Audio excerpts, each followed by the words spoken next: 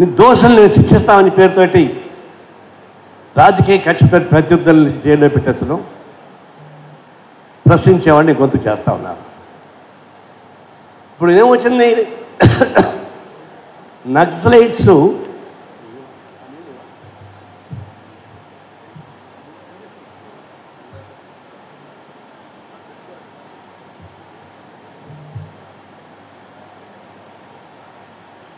Operation Kagar మీకు తెలుసు కదా,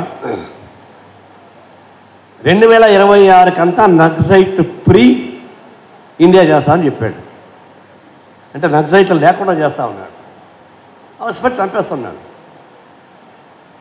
నక్సలైట్స్ అనేది వాళ్ళు టెర్రరిస్టులు కాదు కదా,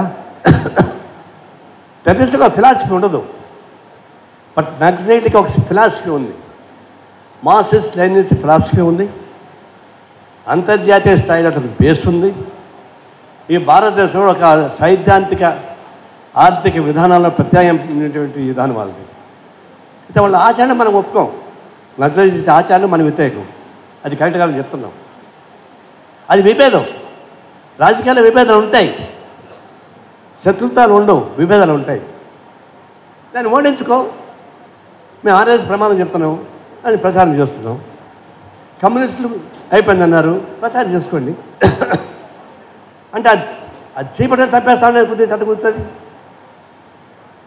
అంటే నక్సలైట్లను చంపాలంటే నేను ఇక్కడి నుంచి ఛాలెంజ్ చేస్తున్నా, దానిలో మనుషులను చంపొచ్చాము కానీ నక్సలిజాన్ని చంపడానికి మీ చేత కాదని మాత్రం గట్టిగా చెప్పగలను. అయితే వాళ్ళకి తెలుసు అది కూడా. వాళ్ళ ఉద్దేశం ఏంటి, అడవి సంపద చాలా బ్రహ్మాండమైన సంపద. ఇప్పుడు మణిపూర్ మేము బయలుదేరా పోయి చూసాం, అడవి చాలా సంపద ఉన్నాయి, అది కార్పొరేట్ క్యాపిటల్కి అప్పగించాలా. ఇప్పుడు మన నక్సలైట్ నాయకుడిని చంపారు, నంబాల ఈశ్వరుని, అదే రోజే 22,000 ఎకరాల అడవి భూమిని అదానికి అప్పగించారు. సేమ్ డే శవం అక్కడ ఉంది. అంటే వాళ్ళ ఉద్దేశం ట్రైబల్స్ అడవుల్లో ఉండకూడదు, ట్రైబల్స్ అడవిలో ఉంటే వాళ్ళని ఆ భూమిని అప్పగించడం సాధ్యం కాదు. కాబట్టి నక్సలైట్స్ వాళ్ళ సపోర్టు ఆ పేరుతోటి చిత్తం శివుడి పైన, చూపు ప్రసాదం పైన పేరుకు నక్సలైట్లు ఆ పేరుతో గిరిజనులు మొత్తం ఖాళీ చేస్తూ ఉన్నారు, చంపేసి. కొన్ని గిరిజనులు తిరగబడి చంపేసి నక్సలైట్లు ముద్ర చేస్తున్నారు. కాబట్టి అడవి సంపద మొత్తం కార్పొరేట్ కంపెనీకి అప్పగించడానికి ఒప్పబడే పద్ధతిలోనే ఆపరేషన్ కగార్. ఇది ఒక దుర్మార్గమైనటువంటి చర్య.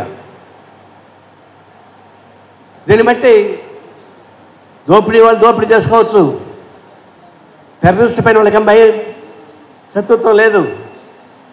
మరి పాకిస్తాన్ టెర్రరిస్ట్ని చంపడానికి వీడికి ఏమవడం వచ్చింది? లాడెన్ ఎడ చంపాడు అమెరికా వాడు, పాకిస్తాన్ యుద్ధం చేయలే, కానీ వాడు ఎక్కడుంటే అడవి పట్టుకొని చంపేశాడు. మీరు కూడా చేయండి, మీకు ధైర్యం ఉంటే. టెర్రరిస్ట్ ఎక్కడున్నా వాళ్ళు పట్టుకొని మాలేసుకొని చంపండి, వద్దన్నామా? అప్పుడు చెప్పాం, టెర్రరిస్ట్ని చంపండి, పిఓకే పాక్ ఆక్రమిత భాగాన్ని స్వాధీనం చేసుకోండి అని చెప్పాం.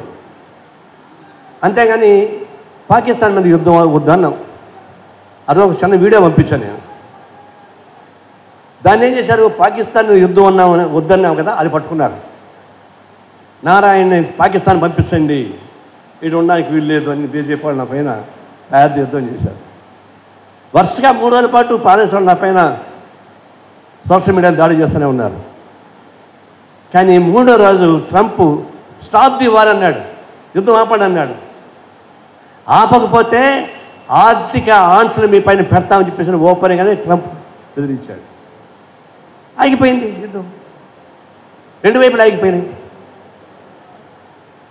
మోడీ చెప్పచ్చు, పాకిస్తాన్ వాడు మమ్మల్ని అడుక్కున్నాడు కాబట్టి మేము ఆపామని చెప్పచ్చు. కానీ మోడీ ఏమంటున్నాడు, నేనే ఆపను. ట్రంప్ ఏమంటున్నాడు, నేనే ఆపని చెప్పా, ఆగిపోయింది అంటున్నాడు. మోడీ ఏమో పార్లమెంట్లో ఇట్ట మాట్లాడతాడు, పాకిస్తాన్ ఆర్మీ నన్ను అడుక్కుంది కాబట్టి ఆపానని. ట్రంప్ ఏమో నేనే ఆపించానని చెప్తాడు. ఎవరు అబద్ధం చెప్పారు? నేను అడిగా అదే, ఎవరు అబద్ధాలు చెప్తాను? నేను ట్రంప్ అబద్ధం చెప్తున్నాడా? మోడీ అబద్ధం చెప్తున్నాడా?